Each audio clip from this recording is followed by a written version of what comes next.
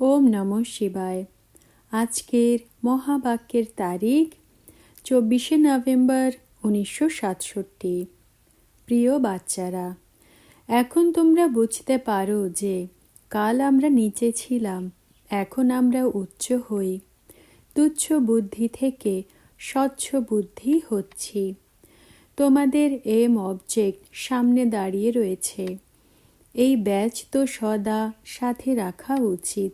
এটা পড়ো, চাইলে পকেটে রাখো, তখন মুহূর্তে মুহূর্তে দেখো আমরা এই লক্ষ্মী নারায়ণ হতে চলেছি। রেকর্ড, বদলে যাবে এই দুনিয়া। এ কে বলেছে? কার শপথ? আর কে বলেছে? বাচ্চারা রেসপন্ড করবে যে আমরা আত্মারা বলেছি। কার জন্য বলেছে? পরমপিতা পরমাত্মার জন্য বলা হয়েছে। কি বলেছে? যতক্ষণ আমাদের শরীরে নিঃশ্বাস রয়েছে অথবা জীবিত রয়েছি, আমরা প্রতিজ্ঞা করি যে আমরা জীবিত থেকে তোমারই স্মরণে থাকব। এও বাচ্চারা বলছে, এটা কোনো সহজ কাজ নয় যে নিজেকে সদা আত্মা মনে করা আর বাবাকে স্মরণ করা। বড় ডিফিকাল্ট কথা। মায়ার তুফানও অনেক লাগে। প্রতি মুহূর্তে বুদ্ধির যোগ ছিন্ন করে দেয়। এর জন্য বাবা তো উপায় অনেক বলতে থাকেন। স্মরণের যাত্রার জন্য নিজের কাছে ডায়েরি রাখো। যদি ডায়েরি খালি হবে তো আত্মার খেয়াল থাকবে ডায়েরি ভরেনি। এতে প্রতি মুহূর্তে সতর্কতা চাই। বাচ্চাদের একইবার বোঝানো হয়, একইবার বাবার পার্ট প্লে হয় পতিতদের পাবন বানানো বা তমপ্রধানকে শতপ্রধান বানানোর জন্য। পতিত থেকে পাবন একই জন্মে হতে হয়। সিঁড়ি নামতে তো 84 জন্ম লাগে। শুরু থেকে নিয়ে কিছু না কিছু কলা কম হতে থাকে। নিজেকে আত্মা মনে করে বাবাকে স্মরণ করার ডাইরেকশন মেলেই না। এই ডাইরেকশন এখনই মেলে। আত্মা শতপ্রধান হয়ে যায়। তখন ধীরে ধীরে কিছু না কিছু কলা কম হতে থাকে। একইবার শিক্ষা মেলে তমপ্রধান থেকে শতপ্রধান হবার। যখন শতপ্রধান দুনিয়াতে যেতে হয়, এরপর কলা কি করে কম হতে থাকে এটা বাচ্চাদের সেখানে জানা থাকে না। এটা তখনই জানতে পারে যখন বাবা এসে স্মরণের যাত্রা শেখান। তোমরা আহ্বানও করো যে হে পতিত পাবন, এসে পাবন বানাও। পতিত পাবন সীতারাম, এই অক্ষর তো সাধু সন্ত সবাই গাইতে থাকে। তারা জানে না যে আমরা পাবন কি করে হব, শুধুমাত্র গাইতে থাকে। গঙ্গা ঘাট বা যমুনার ঘাটে গিয়ে তাকে পতিত পাবন মনে করে বসে স্নান করবে। এখন তোমরা বুঝতে পারো, গঙ্গা স্নান থেকে তো কেউ পাবন হতে পারে না।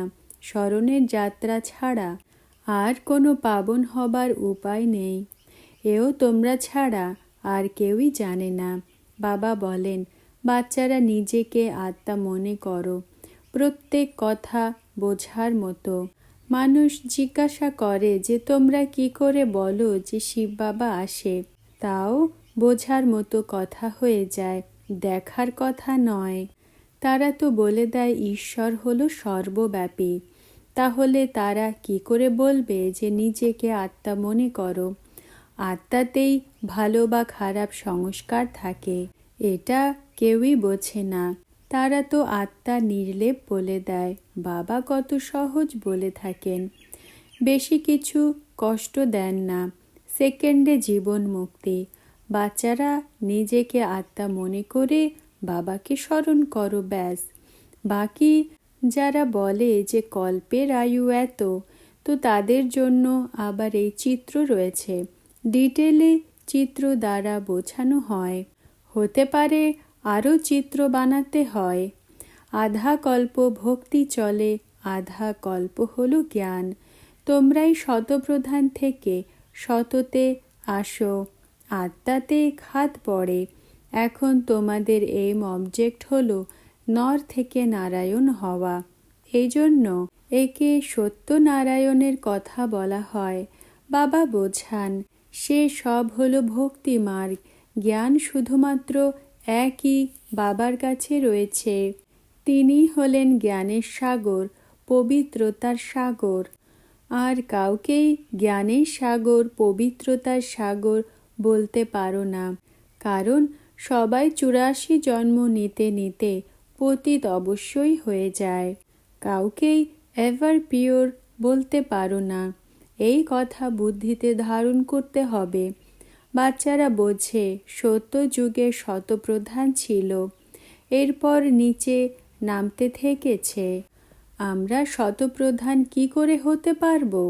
এই সংশয়ও কেন আনবে?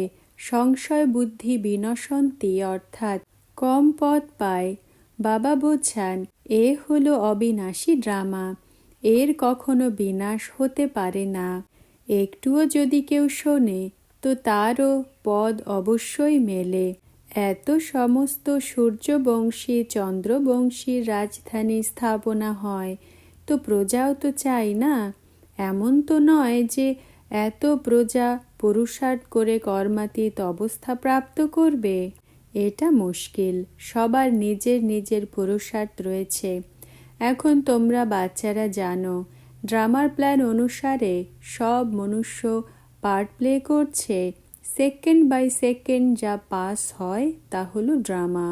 যে সিন একবার শ্যুট হয় তা আবার হুবহু অবশ্যই রিপিট হবে। যেমন ফিল্ম শ্যুট করে, মাছি উড়ে যায়, শুটিংয়ে এসে যায়, তো যখন যখন সেই ফিল্ম রিপিট হবে তো মাছিও অবশ্যই তেমনই উঠতে দেখা যাবে। সে সব হলো সীমিত জগতের কথা। এ তো অসীম জগতের ড্রামা, তাই না? অসীম জগতের বাবাই ড্রামার আদি মধ্য অন্তকে জানেন। বাবাই সৃষ্টির বীজ রূপ নিরাকার, সত্য আর চৈতন্য। চৈতন্যতা আত্মা নিয়ে আসে, তাই না? বাবাকেও নলেজফুল, ব্লিসফুল বলা হয়।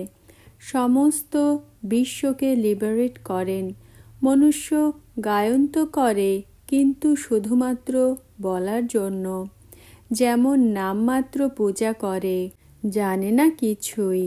ইনি কে, এর নাম রূপ দেশ কাল কি, কিছুই খেয়াল আসে না। ব্যাস শুধুমাত্র বলে যে ভগবান, আর কিছু জানে না। একে বলা হয় অন্ধশ্রদ্ধা। বাবাও বলেন যে অন্ধের সন্তান অন্ধ। বাবাকেই জানে না, না কোনো দেবতাকে জানে, না অসীম জগতের বাবাকে জানে। বাবাকে তো জানা উচিত না? এই জন্যই ফর্ম ভরানো হয়। শরীরের বাবা তো রয়েছে। যেমন শরীর বড় হয় তো শরীরের বাবাও বড় হয়। লৌকিক বাবা তো বড়, তাই না? আচ্ছা, আত্মা যে এই শরীরকে চালায়, এত ছোট আত্মা, তার বাবা কে? তখন মূর্ছিত হয়ে যায়। বলে যে আমরা হলাম ভাই ভাই। অবশ্যই আত্মাদের বাবা পরমপিতা পরমাত্মা একই হবে, কিন্তু বোঝে না। আজকাল তো বলে দেয় আত্মা সো পরমাত্মা, তো তাহলে ব্রাদারহুড হয়ে যায়।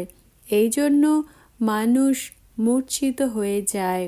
ফর্ম ভরানো হয় বোঝানোর জন্য। বাবা বোঝান যে দুনিয়াতে তো অনেক প্রকারের মনুষ্য রয়েছে যারা তর্ক বিতর্ক করে। এতে তো কোনোই লাভ নেই। মানুষ তো আহ্বান করে যে হে পতিত পাবন, আমাদের এসে পাবন বানাও। কারণ আমরা আত্মারা জানি যে আমরা পাবন না হয়ে মুক্তি, জীবন মুক্তিতে যেতে পারি না। এই জন্যই আহ্বান করে। কবে থেকে পতিত হয়? যখন রাবণ রাজ্য আসে। অর্ধেক অর্ধেক, তাই না? মায়ার রাজ্য অর্ধেক। ঈশ্বরীয় স্থাপনা করা রাজ্য আধা কল্প চলে। এমন নয় যে শুধুমাত্র পরমাত্মা সর্বশক্তিমান। সময় অনুযায়ী আবার রাবণও হলো সর্বশক্তিমান।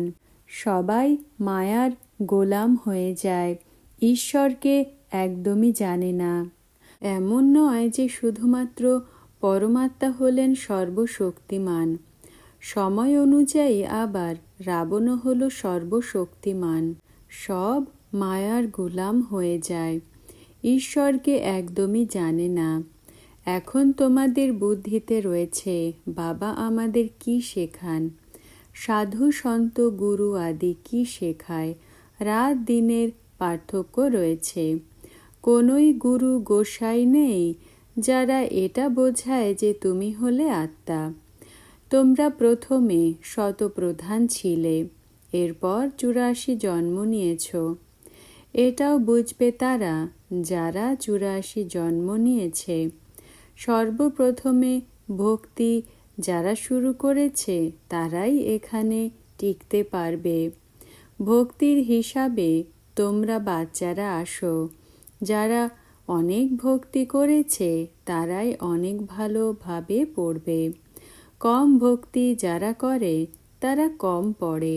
যারা অনেক ভক্তি করেছে তারাই খুব ভালোভাবে পড়বে। কখনোই পড়ার ক্লাস মিস করবে না, কারণ ভক্তির ফল মেলে, তাই না? যারা অনেক ভক্তি করেছে তাদের অবশ্যই প্রথমে মেলা উচিত। বাবা ব্রহ্মা বাবার উদ্দেশ্যে বলেন যে এই সর্বপ্রথমে সোমনাথের মন্দির বানিয়েছে। শিবই সোমরস পান করায়, জ্ঞান যোগ শেখায়, এই জন্য এর সোমনাথ নাম রেখে দিয়েছে। কত বড় বড় মন্দির বানিয়েছে। সোমনাথের মন্দির কত হিরে জহরতে সাজানো ছিল। এখন যে মন্দির রয়েছে তা তো যেন কড়ির সমান, সেটা ছিল ওয়ার্থ পাউন্ড। এই সময় মানুষও হলো কড়ির সমান। এখন তোমরা ওয়ার্থ পাউন্ড হতে চলেছ। শুরুতে কত ধন ছিল, পদমের মালিকানা ছিল। বাবা বলেন, মিষ্টি বাচ্চারা, তোমরা পদম ভাগ্যশালী হও। সেখানে অগণিত ধন থাকে, তোমরা গুনতে পারবে না। সোনা জহরতের মহল হয়, এমন বলা হবে না এই মন্দির নেই তো আমরা কি করে মানব। হিস্ট্রি জিওগ্রাফি তো পড়েছ না? হিস্ট্রি অর্থাৎ রাজ্য কে করেছে, জিওগ্রাফি মানে কত জমিতে কতটা সময় রাজ্য করেছে। দুনিয়াতে এমন কোনোই সৎসঙ্গ নেই যাতে মানুষ নিজেকে আত্মা মনে করে বাবাকে স্মরণ করে। এখন তোমরা সত্য বাবার সঙ্গে বসে রয়েছ। তোমরা জানো এখানে তোমাদের সত্য বাবাই সত্য কথা বোঝান। বাকি মনুষ্য তো মিথ্যাই বলে। তাদের বলাই হয় বিনাশকালে বিপরীত বুদ্ধি। যা কিছুই শোনায় সব হলো মিথ্যা। ঈশ্বর সর্বব্যাপী কোথায় লেখা রয়েছে? মানুষ নাম নেয় গীতার, গীতাতে তো রয়েছে ভগবানুবাচ যে আমি অনেক জন্মের অন্তে সাধারণ তনে প্রবেশ করি। তো তাহলে সর্বব্যাপী এটা কি করে বলা হবে? এখন তোমরা বাবার সম্মুখে বসে রয়েছ। অন্তরে জানো যে আমরা আত্মাদের শিব বাবা নলেজ দিচ্ছেন। এটা কথা নয়, এ হলো নলেজ। বাকি বাচ্চাদের বসে বোঝাই যে তোমরা পতিত থেকে পাবন কি করে হবে। আগে হয়েছিলে, 5000 বছর পূর্বেও তোমরা পতিত ছিলে। আমি তোমাদের রাস্তা বলেছিলাম পাবন হবার, কল্প পূর্বেও বলেছিলাম। এমন কোনো মানুষ তো এটা বলতে পারবে না। বাবাই বলেন, বাচ্চারা আমি তোমাদের রাজ্য শিখিয়েছিলাম, যার দ্বারা রাজধানী স্থাপন হয়েছিল। এ হলো সত্য, সেটা হলো মিথ্যা। সত্য নারায়ণের কথা বসে শোনায়, নাম রেখে দিয়েছে সত্য নারায়ণের কথা। ভারতে কথাও অনেক প্রসিদ্ধ। সত্যনারায়ণের কথা অর্থাৎ নর থেকে নারায়ণ হবার কথা। পূর্ণিমার দিনে সত্যনারায়ণের কথা শোনায়। তারা এটা মনে করবে না যে আমরা এই কথা শুনে নর থেকে নারায়ণ হব না, তো সেটা মিথ্যা হলো না। অমরনাথের কথা কোনটা যা তোমাদের শোনায়? তারা তো কি কি শুনিয়ে দেয়। পাহাড়ের ওপরে শঙ্কর অমর কথা পার্বতীকে শোনায়। এখন তোমরা এই সব কথাকে বুঝতে পারো। এ হলো মৃত্যুলোক। আমাদের বাবা অমর লোকের কথা শোনান। শাস্ত্রতে তো ভক্তি মার্গের কথা লিখে দিয়েছে, এও হতে হয়। আধা কল্প এই কথা শুনে চিত্র বানিয়ে এসেছে। তোমরা বাচ্চাদের স্মৃতিতে এসেছে যে কি করে আমরা প্রথমে বাম মার্গে যাই। সর্বপ্রথমে অব্যভিচারী পূজা শুরু হয়। শাস্ত্রতে তো মিথ্যা দন্ত কথা লিখে দিয়েছে। এখন অমরনাথ সূক্ষ্ম বতনের অধিবাসী, সে আবার পাহাড়ের ওপরে কোথা থেকে আসবে? এক পার্বতীকে কথা শুনিয়েছে কি? বাবা বলেন, তোমরা সবাই হলে পার্বতী। যেমন গঙ্গাকে পতিত পাবনী বলা হয়, কিন্তু স্নান তো আরও নদীতে গিয়ে করে, তেমন পার্বতী আরও তো হবে, তাই না? যারা কথা শুনেছিল, মানুষ তো যা শোনে সব সত্য সত্য করতে থাকে। বাবা বোঝান, এই আধা কল্প বেদ শাস্ত্র তীর্থ আদি চলে। এই গীতা আদি শাস্ত্র পড়ে আমাকে কেউ প্রাপ্ত করতে পারে না। তারা মনে করে আমরা ভগবানের কাছে পৌঁছে যাব। এই সব রাস্তা ভগবানের সাথে মিলনের।